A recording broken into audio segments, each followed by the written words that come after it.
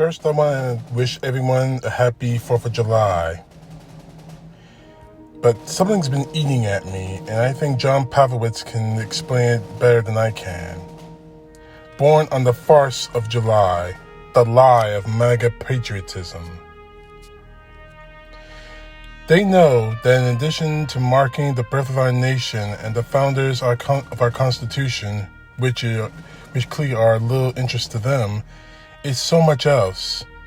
It's a valuable commodity, something to be packaged and sold for a hefty profit to their constituents. It's a quick and easy red, white, and blue daydream for people whose daily lives are often feel empty and devoid of meaning. An inexpensive label to slap on their bumper stickers or behind their behinds in order to make them feel a sudden rush of flux insufficiency. It's also Christmas for white nationalists, a time for when their superiority and totalitarianism and fear of outsiders are more exploitative than ever by someone willing to leverage it. Unfortunately, someone is. Republicans understand the power of weaponized patriotism, saying that we love America while they clearly despise it. It's the go-to GOP trope. They know the way that stars and stripes are cheap intoxicant to those who imagine America to be their sole property. Those who feel slighted by our world, while enjoying all of its perks.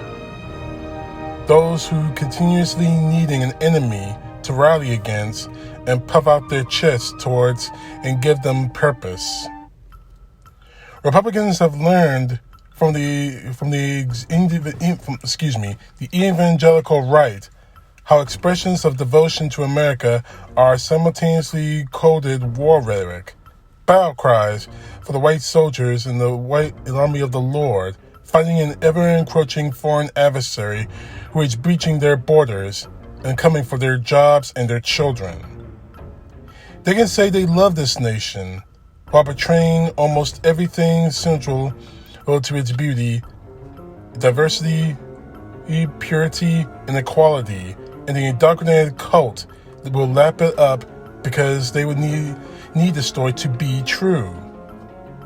And so, the anthems play and the flags wave and the bottle rockets ascend and the M80s go off, and fascism quietly enters in the side door while everyone distracted by the spectacle.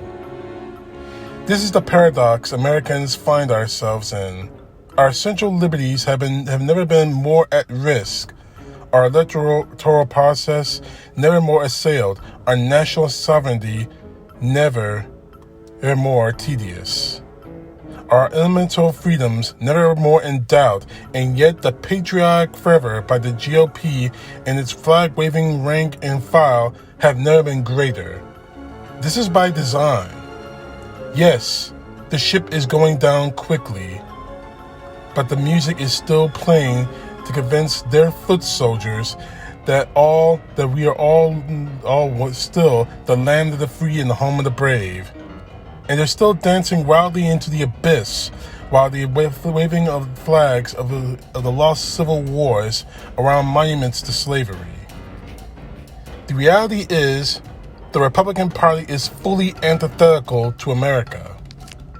They have planned, participated in, and supported, and now fiercely defend a deadly terrorist attack on our capital designed to overturn a free and fair election, all to protect a traitorous wannabe despot. They are relentlessly assaulting the opportunity for all Americans to participate in the electoral process by wielding a stacked court to erode voting rights of those they seek to literally cancel. They are legislatively attacking women and the LGBTQ, people of color, in order to deny them full access to human and civil rights here in this country. They are doing everything in their power to withhold life, liberty, and the pursuit of happiness to all but the whitest and wealthiest among this country. We shouldn't be singing now. We should be grieving. We should be holding somber vigil for the country we could have been, but will never see. We should be mourning over how little our initial independence has trickled down to the people in the streets. We should be lamenting how normal rage has become in this supposed land of sweet liberty.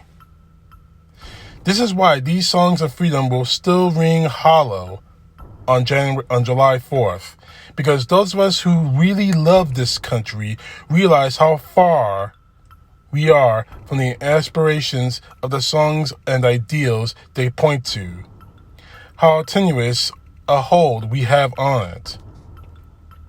We will be grieving, not because this country deserves better than this party, but the abnormal monster they idolized. But because right now it does deserve them, because we wished it to be something far greater than their ceremonial dog and pony patriotism and the phony pro-life Christianity they wear when it benefits them. When we see is a farce. To claim that our land and our ancestors stole, that any of it belongs to us, that we should be closing borders our first forebears crossed without permission, that a man and a party so lacking in goodness should be defining our greatness. So yes, we'll be loving our country fiercely this July 4th and beyond by not letting it remain where it currently is and by opposing the fraudulence of the performative patriotism. We will be working and protesting and loving and building and caring and voting and pushing it to a place deserving of the songs and the fireworks and the fervor. When freedom rings for all of us, then we will really sing. Until then, we see the joke here, and we don't think it's funny anymore. CTP, know the truth. God bless. Peace to the left, justice to the right. God bless America.